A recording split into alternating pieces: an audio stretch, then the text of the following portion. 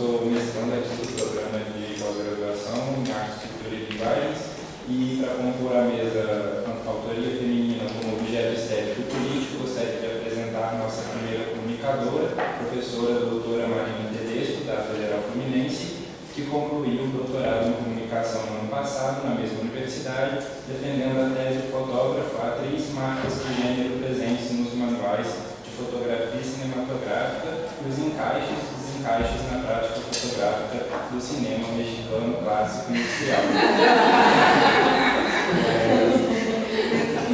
Marina vem pesquisando sobre as questões de gênero no audiovisual latino-americano, tendo já colaborado com o tema em publicações de artigos e periódicos da área, abordando o trabalho de diferentes mulheres latino-americanas no campo da cinematografia. Então, aqui, Marina vai apresentar a comunicação intitulada Trajetória das Personagens Femininas nos Filmes da cineasta peruana Nora de Istúriz.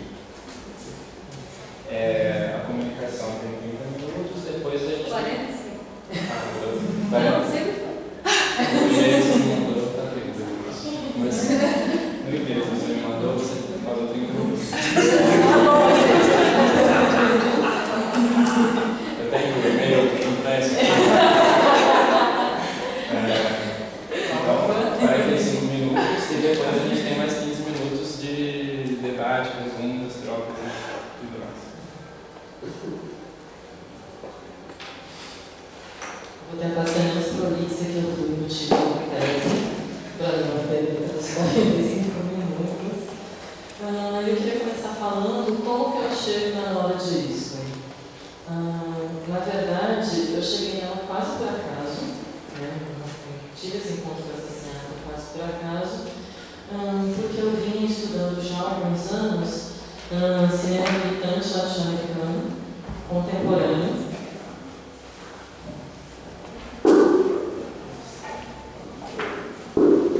E por isso, em diversos momentos, eu senti a necessidade de voltar no tempo algumas décadas e estudar o cinema militante e cinema político dos anos 60 e 70, mais especificamente o que a gente conhece como novo cine latino-americano. E uma coisa que, na medida que eu ia lendo os manifestos, assistindo aos filmes, lendo os livros, foi me intrigando cada vez mais, era praticamente a ausência de cineastas, né, em tudo que eu via e que eu assistia em relação a esse movimento. Me custava muito acreditar que em plenos anos 60 e 70 não houvessem realizadoras fazendo cinema político militante alinhado com o novo cinema latino-americano aqui na região. Então, por conta disso, eu decidi começar uma investigação chamada Novo Cinema Latino-Americano, um fenômeno masculino, que no próprio título da pesquisa eu já colocava ali a minha hipótese de que, na verdade, se tratava de um caso de, sim, subrepresentação, mas também muito de invisibilidade e não de ausência de mulheres cineastas. E, no final das contas, eu encontrei um número tão grande de cineastas na América Latina que essa é uma pesquisa que ainda está bem longe do final, ao contrário do que eu imaginava quando eu comecei a empreender. Então, apesar de sempre ter apostado que eu ia encontrar algumas diretoras, o número foi bem mais expressivo do que eu imaginava. Na primeira etapa dessa pesquisa, a primeira etapa foi um esforço de, em todas as fontes, tudo que é material sobre o cinema latino-americano aqui, eu podia ter acesso, procurar nomes de diretores, para a partir daí orientar os passos seguintes da pesquisa. E alguns nomes se destacaram desde o princípio, 3 nomes se destacaram no sentido de que as poucas vezes que havia referência a mulheres, em praticamente todos os casos a referência era pelo menos essas 3. A primeira é a cubana Sara Gomes, que foi a primeira diretora de cinema de Cuba, que morreu precocemente em 74 e deixou uma filmografia enorme que ainda merece ser estudada com uma devida atenção, não só por mim, mas já que é uma cineasta com a qual eu já consegui os filmes dela, mas ainda não trabalhei com esse material, mas no geral a gente ainda não tem estudo em profundidade dessa cinematografia, né, da Sara Gomes. Outro nome que também normalmente encontrava referência era a colombiana Marta Rodrigues, que é uma cineasta que ainda está em atividade, que fez 80 anos há pouco tempo e segue ativa.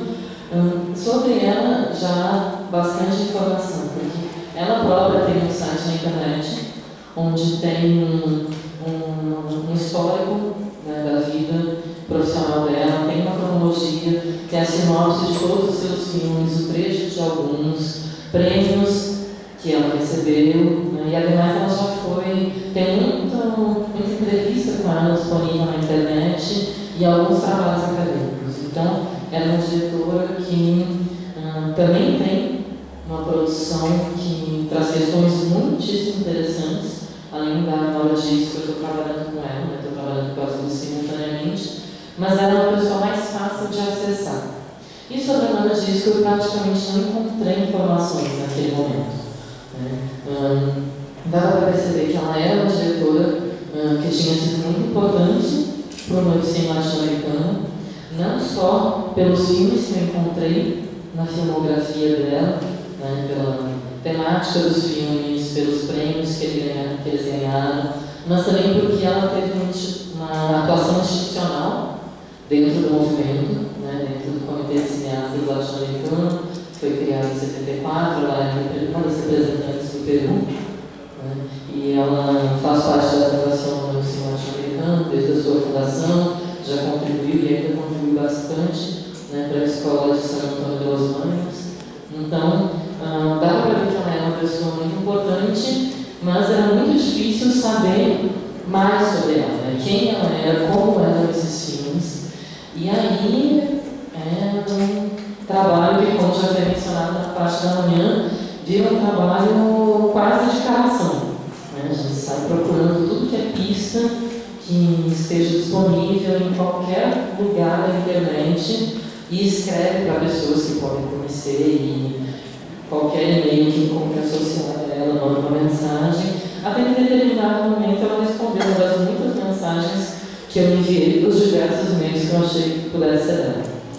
E ao saber da minha proposta de estudá-la, ela ficou bastante interessada, né, em contribuir com a pesquisa e me ofereceu a possibilidade de ir até a casa dela, entrevistá-la e ter contato com esse acervo, né, que de outra forma, como muitas das cineastas, né, que a gente estuda, isso é uma realidade bastante comum quando a gente estuda diretoras, né, talvez ainda mais quando a gente estuda diretoras que começaram, né, algumas décadas atrás, muitas vezes é só ter que trabalhar com pontos primários, né, ter que trabalhar entrevistando, ter que trabalhar indo, ajudando a recuperar esse acervo, né, a organizar isso, algumas têm que desorganizado, né. E por que eu estou fazendo esse histórico? O que isso é relevante dessa apresentação? Para deixar claro que, ao contrário do que o título da minha apresentação poderia sugerir, eu não chego na Nora, eu chego na Nora motivada por questões de gênero que são externas à obra dela. Chego na Nora porque eu estou procurando diretoras que tenham relação com o novo cinema latino-americano, mas não por alguma questão de gênero dentro do trabalho dela. Mas aí é claro, quando eu travei contato com algumas, né, com os filmes dela, em especial com um conjunto de filmes dentro da cinematografia dela, como uma pessoa sensibilizada por essas questões, eu não poderia me furtar de fazer um estudo específico sobre isso, né, sobre algum recorte de gênero dentro dos filmes da Nora Disco. E é isso que eu me propus a apresentar aqui. Então, na verdade, eu me aproximo dela por um tipo de motivação de gênero e os filmes dela acabam me trazendo outras questões além das que eu tinha quando eu fui procurar. A chegada da Nora no cinema se dá relativamente tarde. Ela começa a filmar com 33 anos. A Nora, assim como outras diretoras das quais a gente já falou, ela era uma mulher de classe média alta, de classe alta, cidade limeira e que naquele momento estava recém-separada e tinha 5 filhos. E o audiovisual, enxergou no audiovisual a possibilidade de construir uma carreira profissional que até aquele momento ela não tinha e de conseguir uma independência financeira que ela acreditava que era algo desejável. Então, pensando nisso, ela elaborou um projeto de um piloto de programa de televisão, se inscreveu no ateliê de cinema do Armando Robles Godoy, cineasta com quem ela vai fazer a sua formação. Esse piloto nunca saiu, mas o terminou sua primeira diretora de cinema. Nesse momento, anos 60, 70, o cinema peruano vivia uma situação bastante especial. Vivia um momento, desses momentos dourados que de vez em quando a gente identifica nas cinematografias. Então, e aqui eu estou trazendo uma citação do historiador do cinema peruano. Ele vai dizer que entre os anos de 60 e 72 foram realizados 26 filmes de longa-metragem, havia várias empresas produtoras, 2 laboratórios com um volume importante de trabalho, o audiovisual e o telecine, uma associação de produtores cinematográficos, esforços constantes em favor de uma legislação, e de fato se aprovou uma legislação que possibilitou que o cinema peruano produzisse como nunca antes até esse momento. No que tange à cultura cinematográfica, se ampliava o número de cineclubes e instituições que exibiam filmes. Havia uma crítica estável em diários e revistas. Em 65 se cria a Cinemateca Universitária do Peru e a revista Hablemos de Cine, uma das revistas de crítica mais importantes da América Latina. No ano seguinte se organiza um taller de cine, que é dirigido justamente pelo Armando Robles Godoy e o Augusto Guilherme Vieira. E em 68 se inicia o programa de cinema e televisão da Universidade de Lima. Ao mesmo tempo, diversas universidades também começaram a oferecer regularmente cursos de apreciação cinematográfica. Então é nesse momento de efervescência do cinema peruano que a Nora se aproxima do audiovisual. Mas é claro que apesar desse momento de efervescência, o Peru continuava tendo uma cinematografia periférica, mesmo quando comparado com outros países da América Latina, aqui eu estou pensando mais especificamente em Brasil, Argentina, México, Cuba, que tinha uma produção muito acima dos demais países, inclusive do Peru. Ou seja, não era fácil, ainda que nesse momento de boom, não era fácil fazer cinema no Peru nesse momento. E, além das dificuldades que todos encontravam, havia 2 dificuldades adicionais para a Nora, que era lidar com as expectativas, e com o imaginário da família dela, e com o fato de ser mãe de 5 filhos.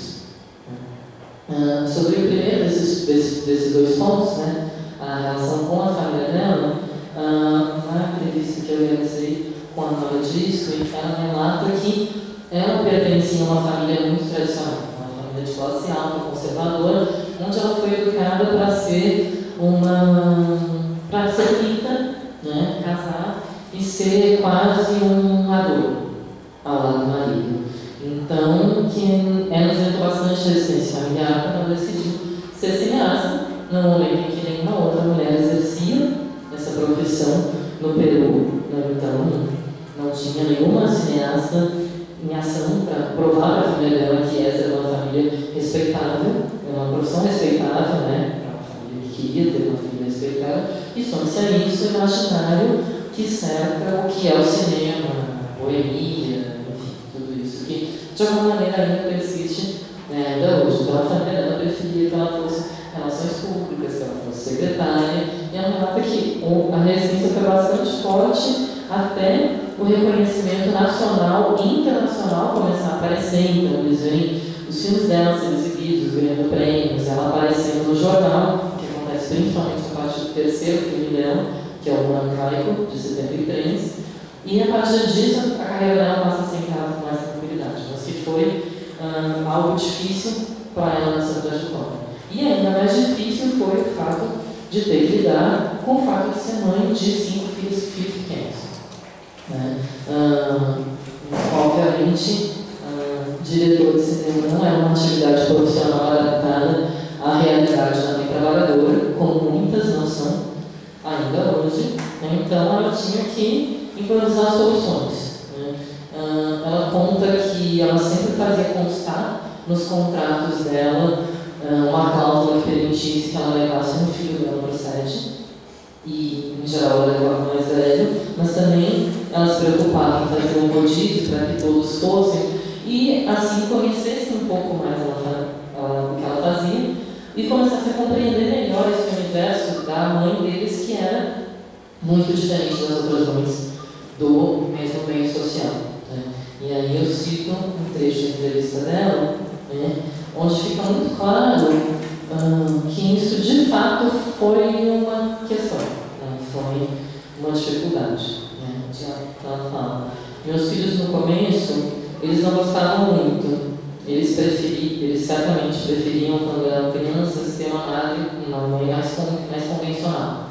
Né, eles preferiam isso. Eles tiveram que crescer, tiveram sua própria filha, ser homens e mulheres, para reconhecer e ficar muito contentes e orgulhosos do que a sua mãe tinha feito. Né? Mas foi preciso passar o tempo. No começo, eles realmente, eu acredito que eles queriam uma mãe mais tradicional, uma mãe que estivesse com eles mais tempo. Depois eles foram se dando conta, né, que não era tão assim, e hoje é uma relação harmoniosa. Mas foi difícil compreender essa mãe fora dos padrões tradicionais no começo. Né? Então, e aqui tem algo curioso que é, em determinado momento da entrevista, eu fiz uma pergunta para ela se ela teve alguma dificuldade especial em fazer cinema por ser mulher. E ela vai responder que não. Ela vai responder que acha que em outros países, né, que o cinema já está mais estabelecido, né, entre eles, né, o cinema europeu, e ela cita inclusive o caso brasileiro. Ela fala que talvez sim, né, já que as mulheres têm que entrar em algo que já é dos homens, mas que no cinema peruano era tão difícil alguém produzir, a produção era tão esparsa, que a dificuldade era a mesma para todos. Né? Eu tenho a impressão que é negativa essa ideia que ela estava falando, especificamente se ela sentiu alguma diferença de tratamento, né, em relação aos colegas e aos demais agentes da cadeia produtiva para ela ser mulher. Né, já que na fala dela fica muito claro em diversos momentos a dificuldade de romper com os papéis de gênero, né, que se esperava dela, e lidar com a tradicionalíssima, né, não só na América Latina, mas em boa parte do mundo, dupla jornada. Né. Mas ainda assim, acho que esse é um dado interessante de trazer, já que a resposta foi essa. Eu optei por fazer essa breve apresentação da Nora a partir de algumas questões de gênero que para mim ficaram muito marcantes na entrevista com ela, ao invés de uma aproximação cronológica, porque me parece que na trajetória dela tem algumas questões que vão ecoar, embora pareçam muito retrabalhadas, né, num contexto diferente, em situações diferentes do contexto que é aquele do qual a realizadora é oriunda, na construção das suas personagens femininas.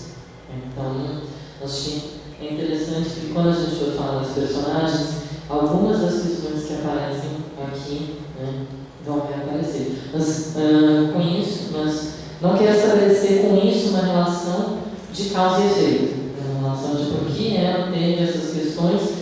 Isso aparece na obra dela, porque eu acho que estabelecer essa relação de uma maneira muito simples pode acabar levando para alguma dedução de que existiria, né, de que era preciso passar por determinadas experiências femininas para fazer determinados tipos de filme, e isso poderia acabar conduzindo para uma essencialização. Enfim, acho que, como a gente já falou um pouco de manhã, né, não é isso que eu e algumas das colegas que já apresentaram acreditam. Né? Mas acho que, como são questões que vão ecoar nas telas, fazendo essa ressalva de que aqui não se trata de nenhuma especificidade feminina, de nenhum essencialismo, acho que valia trazer esse histórico da Nora para aproximar com algumas questões que a gente vai ver a partir de agora que eu vou falar dos filmes dela. Então, Encontro, que é um filme de 1967, é o primeiro filme dela e é uma obra muito singular, né, dentro da carreira da diretora. Encontro é um filme que eu não consegui assistir, né. Ela tem a maior parte da obra dela já telecinada, mas não é toda, né. E esse filme, por ser diferente, né, por destoar bastante dos rumos que a carreira dela acabou tomando, ficou de alguma maneira um pouco não prioritário, digamos assim. Então eu sei dele por sinopses e também pelo que ela contou. Mas é um filme bastante autobiográfico.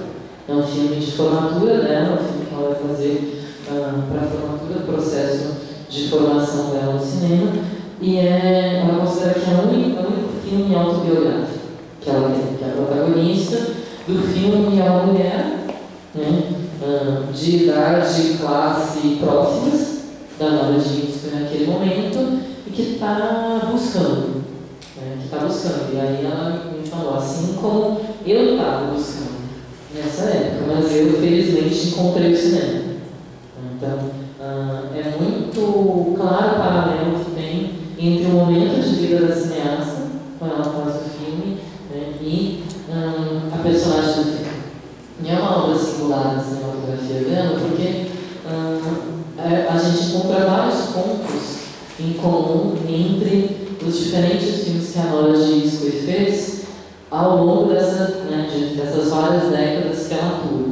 Então, por exemplo, cinebiografias, como é o caso de Helena Inskui, Lagoinha Silenciosa, que é de 98, e Responso para um Abraço, Trata na Coelha de um Poeta, que é de 2013. Vocações Amazônicas é outro ponto em comum, né? A Nora teve uma fase amazônica, onde ela fez diversos filmes, né? Entre eles Canção, Alvieco Freezer, que é Aceite aos Lagos Amazônicos, de 78, e Ambiente de la Ayahuasca, de 82. Questões de classe e de gênero também é outro elemento que aparece bastante, como, por exemplo, em Pobladoras de Cerros e Arenales, de 86, e Color de Mulher, em 90. Então, aqui só para mostrar algumas constantes que a gente encontra em filmes dela, alguns bastante separados pelo tempo, mas talvez o único elemento que ligue Encontro aos demais filmes seja justamente as protagonistas femininas, né, que aparecem em Encontro, depois ela fica uma fase sem ter protagonistas femininas, e nos anos 80 e 90 isso vai ser retomado com força. Em 73 ela faz um filme que eu já mencionei, que é o Monancaico, que é o terceiro filme dela, que é um ponto de virada na carreira dela, onde ela, com esse filme, que ela ingressa no cinema político, no cinema militante, e que ela se aproxima do cinema latino-americano. Nesse documentário, um líder camponês chamado Saturnino Cuica narra a história dos enfrentamentos camponeses que, em Cusco, que antecederam a reforma agrária de 69. Então, com esse filme de 73, no início dos anos 70, emerge muito forte na obra dela a questão da desigualdade, da exploração social, que vão marcar boa parte dos curtas, médias e longas que ela faz ao longo dessa década. Por exemplo, em 78, ela faz El Boncito, onde vai trabalhar através da ficção os intermediários que vêm através do rio Amazonas e o quanto, na verdade, ele vende para populações que não precisam daqueles produtos e isso gera um endividamento enorme. Depois, em 79, ela faz Las Pirâmides sobre o mesmo tema, mas se valendo da linguagem documental. Então, não que ela tenha feito filmes exclusivamente sobre isso, exploração e desigualdade social, mas foi uma tônica nessa década. E com Ambiente de la Ayahuasca, que é um filme de 1982, a gente tem uma virada. A gente tem essa virada que marca a retomada das protagonistas femininas em uma série de filmes, que não vão ser feitos todos em sequência, mas praticamente. Mas essas protagonistas não eram as mesmas.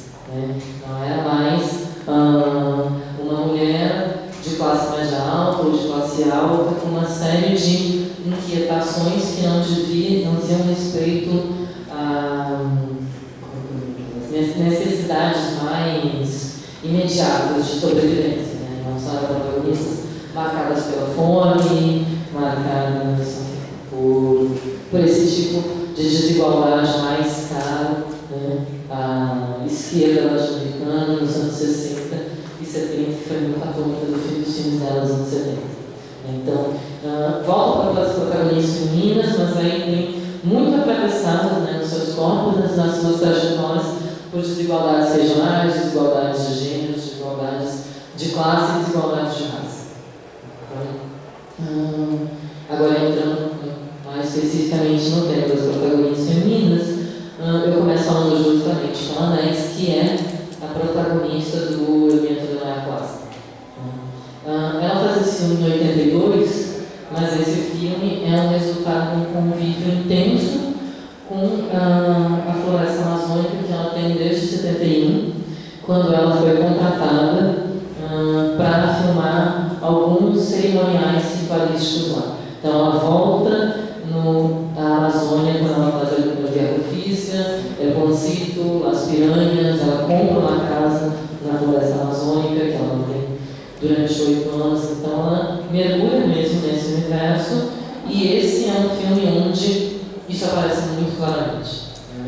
É um filme muito marcado por um certo choque entre duas matrizes de pensamento. Né? Essa matriz amazônica, né, que é característica da protagonista feminina, que é a Ness, e uma matriz mais urbana, acadêmica, poderíamos até dizer ocidentalizada, entre aspas, que é a do sociólogo que vai passar férias, né, nesse lugar que é Iquitos. Então, desde o início do filme, a protagonista, né, ela é associada ao mistério que essa matriz de pensamento amazônica tem do ponto de vista, né, urbano, acadêmico, sociológico, que é a matriz, né, e essa última matriz de pensamento é a matriz que vai sendo desconstruída, não desconstruída, mas talvez desestruturada, seja uma palavra melhor, ao longo do filme. Né? Ela é uma mulher muito bonita e que utiliza isso para sobreviver, então ela se prostitui, ela flerta, né, com o dono da venda quando ela não tem dinheiro para pagar, e aí ele pergunta quando que a gente vai sair? Ela, em breve, né? Nós fazemos isso flertando, enrolando ele para conseguir, né, o que ela quer. Então, ela é uma mulher explorada, né, assim como toda aquela população muito pobre de uma região que o filme faz questão de explicitar que é uma região sem recursos, mas ela não é uma prostituta vítima. Né? Aliás, vítima, passiva, são palavras que não combinam. Ela é explorada, mas ela não é uma vítima, ela não é passiva. Essas palavras não combinam com essa protagonista. Então, ela é atormentada nos seus sonhos por criaturas do lago que querem levar ela, né, para a cidade que existe dentro do lago, e o sociólogo, né, com o qual ela se envolve amorosamente, leva um amorosamente que também é mediado pelo dinheiro, tá? Não é exclusivamente uma relação amorosa. E através dele ela vai procura dele. Então a gente tem essa mulher sofrendo, não vou falar, né? Sob influência das ações desses dois homens, o curandeiro e o sociólogo, que vão agir diretamente sobre o destino dela, mas com a concordância dela. Ela não fica lá parada e eles agem sobre o destino dela. Ela concorda com tudo. Tanto é que quando ela deixa de concordar com eles, é a noite que ela desaparece. É a noite que ela supostamente é levada para dentro do mar. Né? Acontece uma briga, né? Ela sempre chama o sociólogo de gringo, né? E ela sempre enfrenta ele quando ele faz críticas às crenças, à religiosidade, né? Essa cosmologia do universo amazônico. Então, numa briga, ela reage de maneira muito agressiva, chamando ele mais uma vez de gringo, dizendo que ele fala de um lugar onde se tem tudo, né, enquanto ela e o povo dela morrem de fome, vivem com fome, estão fudidos e ninguém faz nada, então ela agride ele e o curandeiro tenta acalmar ela. E ela não aceita ser acalmada pelo curandeiro. Ela vai dizer: devemos golpear forte até arrebentar tudo, tudo deve arrebentar. Então, quando ela deixa de concordar com a ação daqueles dois homens, é quando ela desaparece. E aí fica a dúvida, né? Se ela foi realmente levada profundo, né, do lago, ou se ela partiu. E é uma dúvida que se acentua, porque a partir desse momento ela não aparece mais no filme. E ninguém diz explicitamente que ela foi levada profundo do lago. Ela desapareceu e o sociólogo acredita que foi isso que aconteceu, mas o filme não deixa isso muito claro. Né? E essa dúvida de foi levada profundo do lago ou partiu, é acentuada ainda mais no diálogo entre a mãe do curandeiro e o sociólogo, que a mãe do curandeiro garante ao sociólogo que ela está viva, mais viva do que nunca, e que ela tem uma missão a cumprir. E, na verdade, a atriz de pensamento que sai desestruturada é a do sociólogo, que parece ter ficado muito mais impactada por esse encontro do que ela. Então, vou passar um trechinho do filme aqui para vocês.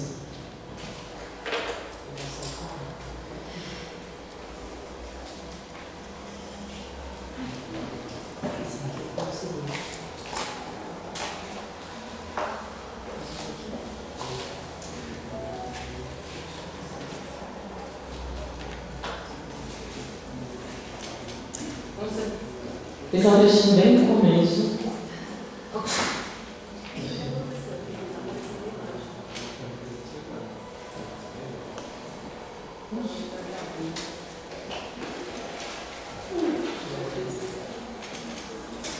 Bom, então falando dos outros depois, enquanto que a Ana conseguir falar de todos. Isso em 82, né? Ela fazia o grande dela na costa. Em 86, ela vai fazer Pobladores de Cerros e Arenales, que é um filme feito para a Federação de Mulheres da América Latina, que tem um encontro e pediu para que ela filmasse 2 dirigentes.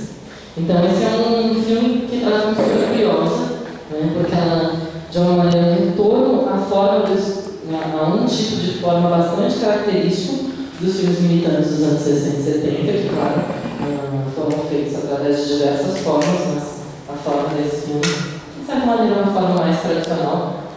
Foi a forma que muitos cineastas da América Latina encontraram para fazer um cinema político militante nos anos 60 e 70, mas com um tema que não é característico dos filmes militantes da década de 60 e 70. Então, é uma temática, né, que ganha força nesse tipo de filme nos anos 80, mas que aparece numa linguagem ainda muito associada ao cinema dos anos 60 e 70, mas que já apresentava, né, um desgaste. Né? Se tem o filme da Nora, em que feminismo, né, e mulheres são o tema, é esse. Né? E esse filme tem várias protagonistas. Né? Vários protagonistas, a gente sabe que são mulheres diferentes, porque elas aparecem falando, algumas delas aparecem identificadas, mas na verdade são vários protagonistas que, no fundo, são as mesmas. No fundo, são as mesmas protagonistas, porque elas têm as mesmas características. Né? Elas são aguerridas, elas são lutadoras, então não, a gente não tem uma diferenciação em termos individuais. Esta gran contraria aquí es una poblada total. Días atrás, regularon hasta ahí urgente, tramando planes imposibles para cambiar el mundo, o fascinado por el color blanco. No podía sospechar que el misterio estuviera tan cercano.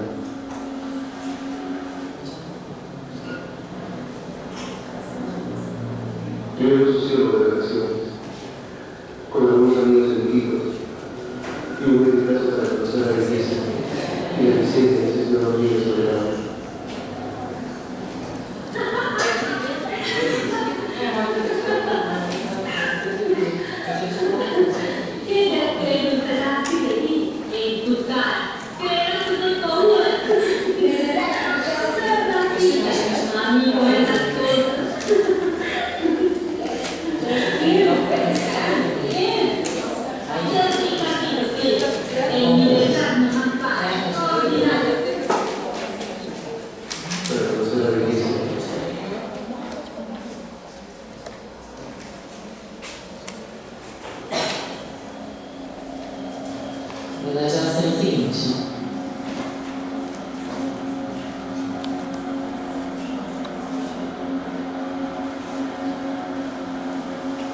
Entonces empecé a preguntar, dentro de la para encontrar aquí es una poblada de fundación. Días atrás, regulado por las calles de Belén, tramando planes imposibles para cambiar el mundo, o fascinado por el color local, no podía sospechar que el misterio estuviera tan cercano.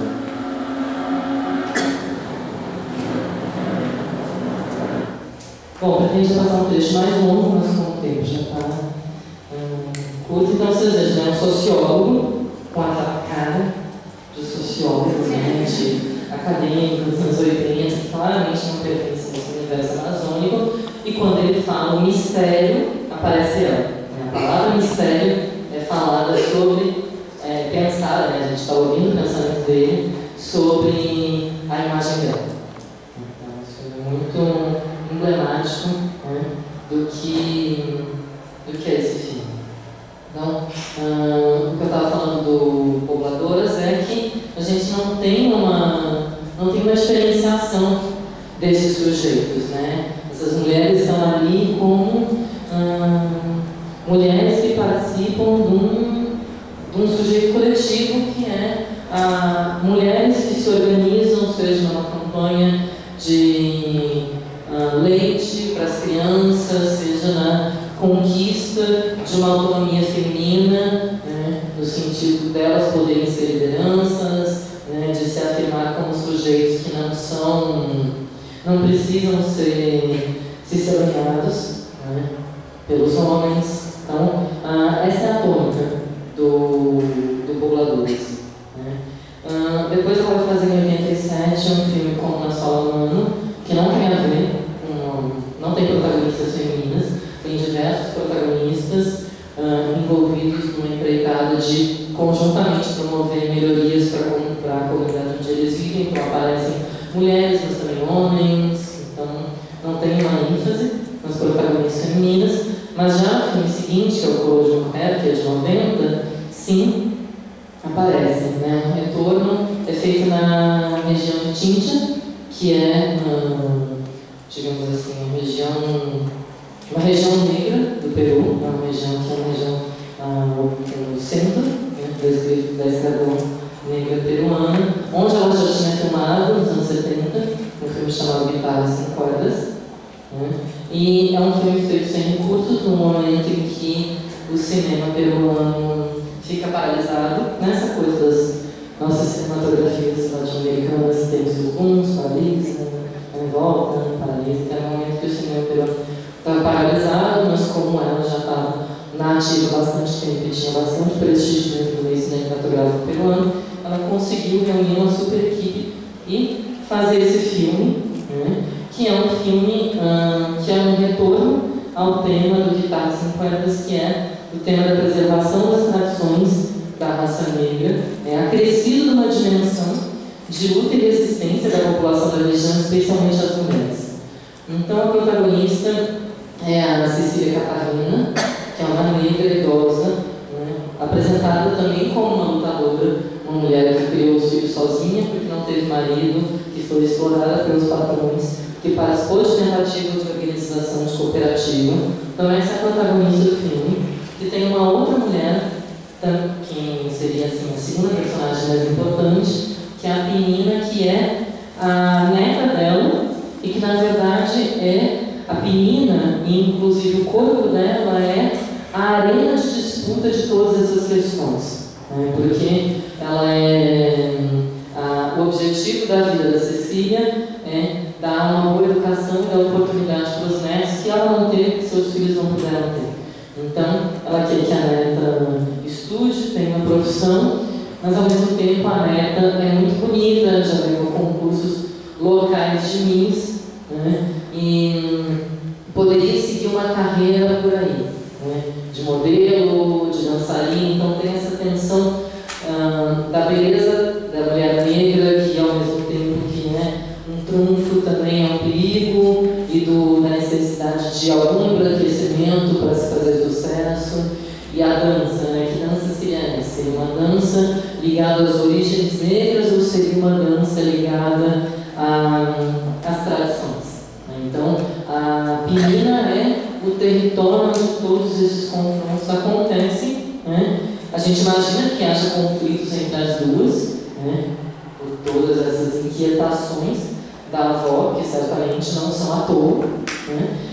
Mas se esses conflitos existem, isso não aparece no filme, né? E de acordo com o filme, é a visão da avó que vai prevalecer, já que a gente vê a Pina dançando sua dança tradicional, mas ainda com alguma ambiguidade, porque por conta mesmo da dança tradicional, isso proporciona viagens para essa neta, e isso tira essa neta do controle da avó, que não pode estar presente o tempo inteiro, e ela, assim, tem reservas a esse movimento da neta.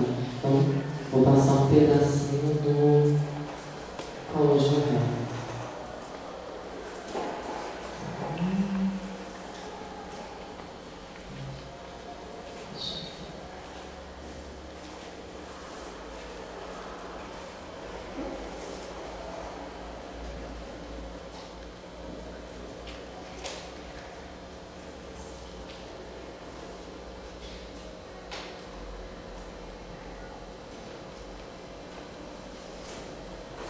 Vida é um crescimento.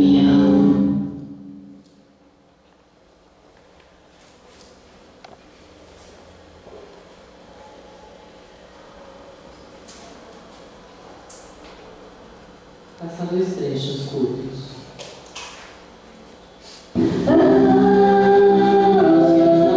Sí, yo he tenido tantos carteles de guatones, como de Valladolid, de Yuca, lo que hubiera en el campo. Y uno de ahí no lo lleva, porque más solita, como loca. Ela foi com a instituição dela já idosa, fazendo o que ela fazia quando era nova. Y no, agarrarse. Porque lo bueno de nosotros no era de mera pecar. Porque de ahí mismo, de nuestro cuerpo salía el cuarto, salía el trabajo. De su sudor no iba nada. Esse é um trecho bastante representativo, né, do que é o pensamento dela, né, isso que era legítimo roubar o patrão naquele contexto de exploração, porque afinal de contas aquilo saía do suor deles, né, do trabalho deles. E aí um trecho bem mais próximo do final, que a gente vê o corpo da Pina como a arena dessas tensões.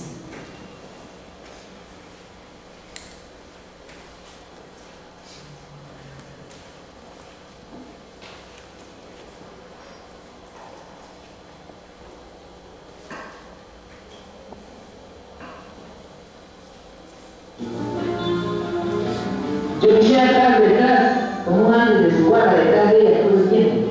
Pero ella la edad no me permite que mi equipo se canse.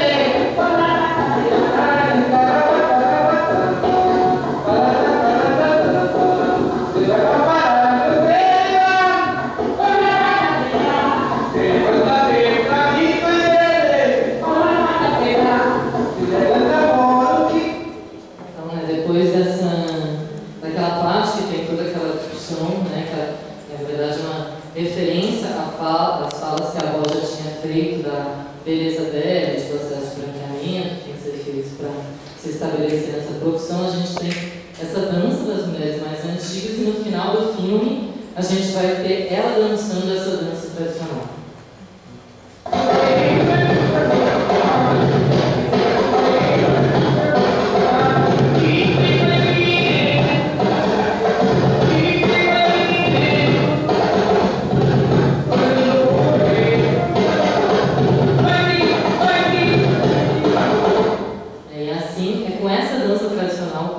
Que o filme termina.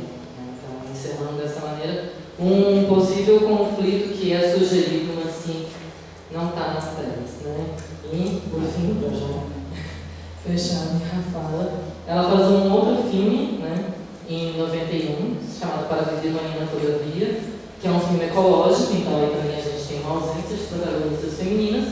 Em 98 ela vai fazer Helena Inskui, uma Harmonia Silenciosa, que de alguma maneira também é um filme pessoal, porque a Helena Inskui foi uma artista peruana do começo do século XX, que é parente dela, né, é Inskui, como ela, é uma filha ilegítima, né, uma filha fora do casamento, e ela tinha essa missão de fazer com que, se imbuiu dessa missão, de fazer essa mulher ser conhecida e fazer essa mulher ser aceita na família. O filme ele é narrado em primeira pessoa, né? Ficcionalização dos diários da Helena Inskui. Então tem uma atriz emulando ser a Helena e contando a sua própria história, com algumas interpretações pontuais de vozes masculinas, mas no geral o filme é contado por ela mesma em primeira pessoa, né? E talvez por isso, pelo tipo de coisa que ela escrevesse, é apresentada, ela não casa, né, não tem filhos, mas ainda assim acaba sendo construída na tela durante boa parte do filme como uma mulher que correspondia exatamente ao que se esperava das mulheres naquele momento. Se não através de matrimônio e filhos, numa abnegação da vida pessoal em prol de desenvolver uma arte que dialogava com a arte pré-colombiana, um resgate da arte pré-colombiana no país. Então aí tem toda uma dimensão de nacionalismo, um esforço de levar isso às crianças, né? Então, né, tem um momento que ela e a irmã ganham uma bolsa para estudar na França e que o filme fala, né, um comentário de pessoas que conheciam ela na época, que fala que pareciam duas santas laicas, mas que também quando tem a guerra, depois de 12 anos em Paris, ela tem que voltar para o Peru, ela aceita docilmente, sem reclamar, ninguém nunca viu ela se queixar, e isso causa até um incômodo quando a gente vai ver o filme, porque essa mulher é sendo construída de maneira tão perfeita, mas no final do filme tem um off masculino que questiona isso, né, que fala que isso é o que ela narra e o que as pessoas, e isso é o que ela parecia para quem conheceu ela, mas que na verdade o coração dela sempre foi um mistério. Na verdade é muito possível que ela não fosse toda essa harmonia, por isso a harmonia silenciosa do tipo, né? Não fosse toda essa harmonia, certamente em torno daquela mulher tinha uma série de silêncios que não podiam ser trazidos à tona. Né? Para encerrar, durante a entrevista eu perguntei para ela, né, sobre a relação dela com o feminismo e com fazer, né, com ter um período muito marcado por protagonistas femininas. Ela me respondeu o seguinte, né, a partir dos anos 80, né, o tema das mulheres aparece com muita força, né, na obra dela, e ela se deu conta disso porque muitas vezes as pessoas perguntaram, né, ou seja, né, e aí ela falou, se eu era feminista, se eu estava metida nisso, né, e não, na realidade não, né, no sentido que ela nunca foi engajada no movimento feminista, mas eu acho que sim, de uma maneira muito natural, sem buscar, né, naturalmente eu fui me aproximando, né, da questão da mulher. Não é que eu tive voluntariamente a intenção de me dedicar a um filme de mulheres, né, mas eles foram saindo, essas mulheres interessadas, né, porque ela era já amiga da Cecília Cartagena, do Colégio de Montreal, né, tinha essa preocupação em resgatar a Helena Inskui, né, viu como muito importante durante esse trabalho de dubladoras de Estevas e Arenales, que no final se mostrou importante, porque é uma das poucas entrevistas que tem com uma das principais mulheres dirigentes peruanas daquele momento, que logo em seguida foi morta pelo Sendero Luminoso, como ela fala. Mas sim, é um tema que eu não procurei, que eu não busquei de propósito, que eu não queria me tornar uma cineasta de filmes de mulheres, mas que saiu muito espontaneamente. Então, nesse sentido, sim, tem essa aproximação com o feminismo e com o cinema de mulheres.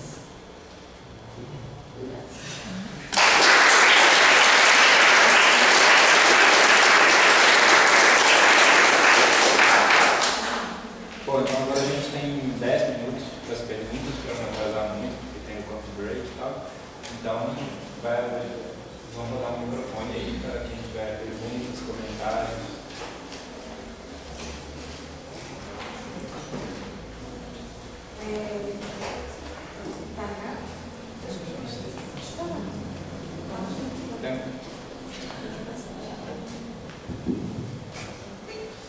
Me impressionou um pouco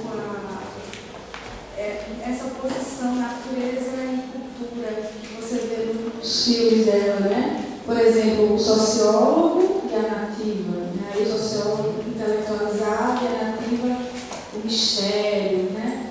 E assim, você descrevendo a descrição dela e dos filmes das personagens, você cita a palavra mistério algumas vezes para se referindo a esse tipo de personagem dentro daquele ambiente, né? Então, ela também, a própria diretora, ela também ela também cruza uma certa fronteira, né?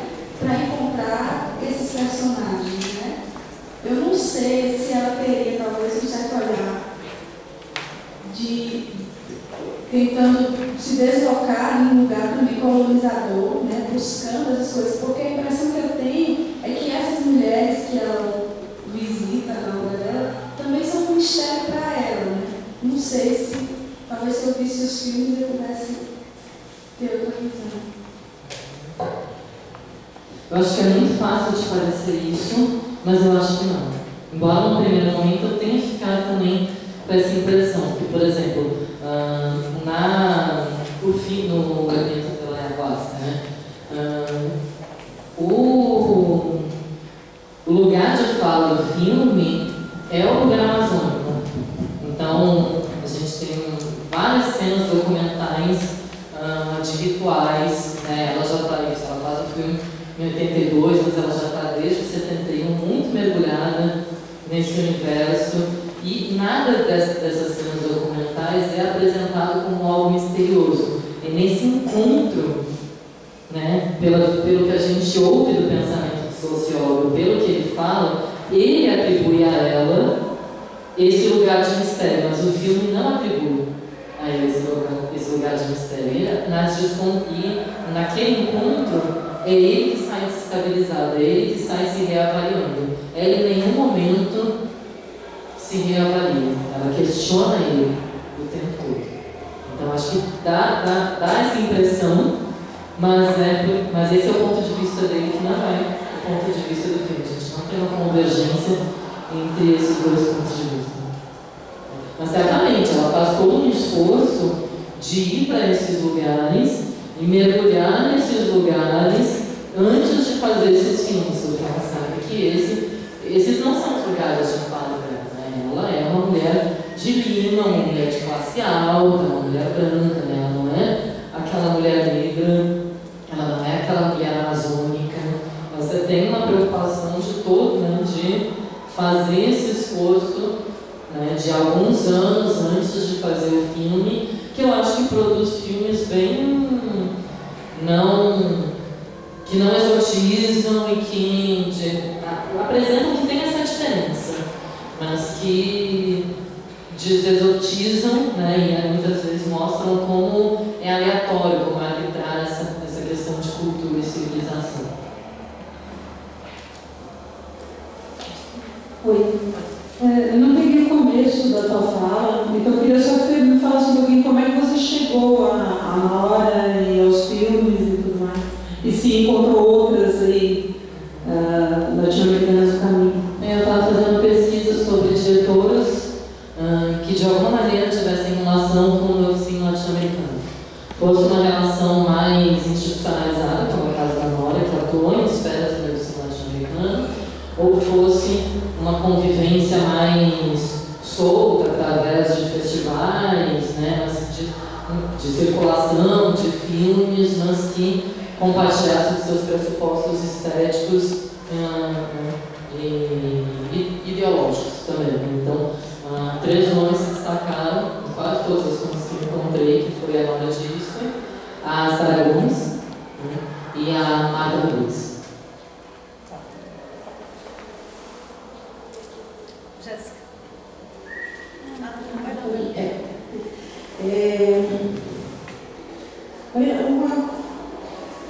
Me ajuda a me chamar de idiota se a minha circulação for muito além. Pode chamar, não tem problema. Porque, mais uma vez, retomando a nossa discussão, já começou com a eleição, depois já passou para a minha falar, essa aproximação das cineastas com o público, com a Miguel Vargas, o novo cinema latino-americano. Eu, às vezes, especulava isso como, se não me falha o entendimento, que é um período em que há uma ausência de personagens femininos e que me parece que esse período coincide com o maior engajamento dela dentro do que seria esse novo cinema. Então, a gente teria subsídio para pensar que talvez essa estratégia tenha sido uma busca por legitimação dentro desse novo cinema, ao tratar de questões que seriam melhor aceitas, talvez, pelos pares, principalmente os pares masculinos. Isso seria uma coisa, então só quero chamar de idiota, fica à vontade. Isso é uma coisa meio masoquista mesmo, também é explicar. A outra, e aí me surgiu agora também falta proximidade com o texto clínico, para saber se isso faz sentido, mas principalmente no Dr. Lavasca, me parece tem uma ligação muito forte com o cinema peruano contemporâneo na Cláudia Wilson. Isso que você fala desse ponto das cosmologias, a cosmologia branca, ocidental e a cosmologia indígena, você tem uma ressonância grande ali. Não, acho que sim. Acho que sim. Acho que a gente poderia pensar muitos pontos de diálogo entre, principalmente esse filme, né, com a Cláudia, e essa certa vertente pelo contemporâneo. Acho que sim. Em relação à tua primeira questão, na verdade, eu acho que não. Eu acho que não é uma estratégia de legitimação. Eu acho que é uma mulher que até então tinha tido uma vida, estou usando palavras dela, né? Mas de bibelô, de alta sociedade, e que rompe com isso e se abre para o mundo e descobre a esquerda latino-americana naquele momento. Eu acho que é muito mais isso. Que quando ela faz o Monancaico, né, e aí, o Monancaico tem uma temática muito típica desse momento, né? Os enfrentamentos camponeses em Cusco antes da reforma agrária de 69. Então, campo, luta por reforma agrária, né, mobilização social, todas essas coisas. Ela faz o Monancaico sem ter tido nenhum contato com o ensino latino-americano. É a partir do Monancaico, que vai ser exibido no México, acho que em 76, no encontro de arquivos, que ela vai ser convidada para participar do ensino latino-americano. Então, eu não acho que tenha sido uma estratégia de estimação. Acho que esse afastamento, né, durante praticamente uma década das protagonistas femininas é muito mais pelas características hegemônicas da esquerda latino-americana naquele momento, né? E aí as protagonistas femininas dela voltam quando as questões da mulher e a esquerda começam a ter uma relação um pouco menos conflituosa do que, né, nos 70, né? Na primeira metade, a grossíssimo modo, a gente tem um rechaço completo, e na segunda metade a gente tem uma convivência conflituosa, mas já várias mulheres de esquerda trazendo essas questões. Mas então acho que é muito mais uma afinidade com a esquerda daquele momento do que com uma estratégia. Ou seja, eu sou uma idiota. Não. Não, porque poderia perfeitamente ser. Se ela quisesse fazer parte daquele grupo, não seria com com filmes, né, com esse tipo de questão de mulheres, que provavelmente não seria convidada a fazer parte das esferas de mais movimento. Assim, porque a gente teve muita vontade de ver esse filme, né? Então, essas imagens vão se criando assim, e quando você falava dessa mulher que vai controlar, né? Tem um livro, não sei se você já ouviu falar, da Emília Freitas, que é uma especialista do século XIX, não, século XIX. Ela escreve um livro chamado Rainha do Ignoto, e que ela cria uma ilha, que chama a Ilha do Ignoto, né, do desconhecido, ou seja, essa é uma lenda meio que dialoga com a lenda do Amazonas, também, como esse universo, né, quer dizer, até agora, desse filme mais recente, também, isso também me parece que dialoga com esse mesmo imaginário, não é? E assim, se você conhece essas histórias assim, mais antigas, tanto da literatura, enfim, porque é como se fosse. Aí eu lembrei também até do filme da Vera Figueiredo, naquela cena que eu mostrei, do filme rural, quando ela, enfim, corre, vomita e ressurge naquele lugar sob o som do samba. A cena seguinte, ela está no paraíso, que seriam só mulheres também, e assim, livres, libertas de tudo que oprimia, enfim, é uma cena bem alegórica, mas que me parece que, eu não vi o filme, mas é como se fosse uma coisa parecida, é isso? Na verdade não aparece nenhuma imagem disso, né? Depois que ela desaparece, supostamente porque foi levada para o fundo do lago, mas quem fala isso é o sociólogo, né? O curandeiro, a mãe dele, que são locais, não afirmam que foi isso o destino dela. Mas seria uma cidade, né? Não, seria uma cidade embaixo d'água de homens e mulheres, que não é apresentado como um lugar nem melhor nem pior do que o que existe acima da água. Mas eu dizia que ela estava muito bem, que ela estava viva, ela estava não, ela estava muito viva, muito viva. Né, e que tinha uma missão a cumprir. Mas a mulher que afirma isso não afirma que ela está embaixo, na cidade embaixo da água. Então a explicação do sociólogo é essa, né, ele passa a ter engajamento nessa possibilidade. Não, em nenhum momento essa possibilidade que ele considera que poderia acontecer é confirmada pelas pessoas do lugar. E o que se fala sobre essa cidade submersa antes é uma cidade de todo mundo, que algumas pessoas são levadas para viver lá, onde vivem bem como viviam acima, nem melhor nem pior. Então não é exclusiva de mulheres, nem tem uma conotação de paraíso. Simplesmente a mesma coisa, só que não pode não.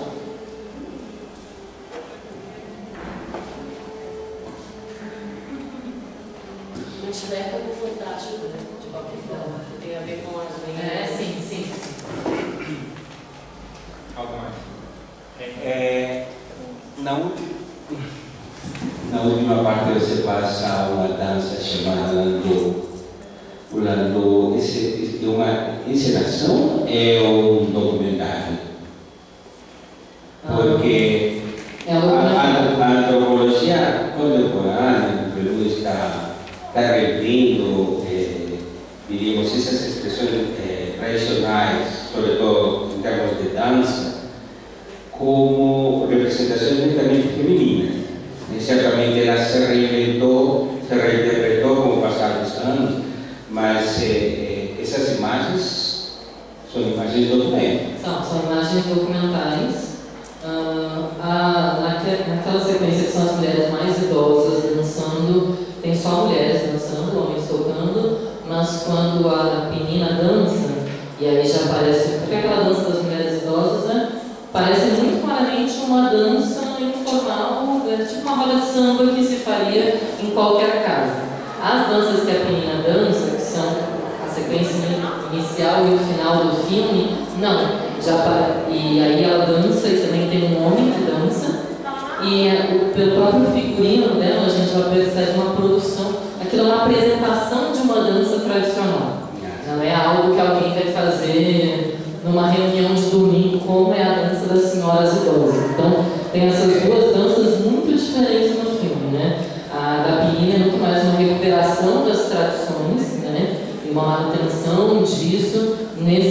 sentido artístico, né, de levar para as outras pessoas essa cultura, e a outra não, é a dança do cotidiano, é a dança que a gente sempre fez e sempre faz, aquela das senhoras danças.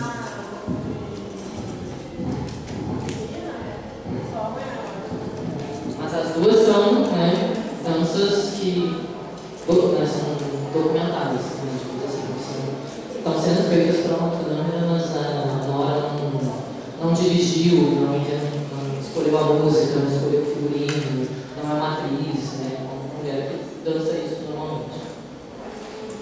Então vamos dar um encerramento nessa primeira parte e aí a gente volta em 10 minutos. Então, 4h30 a gente está de volta.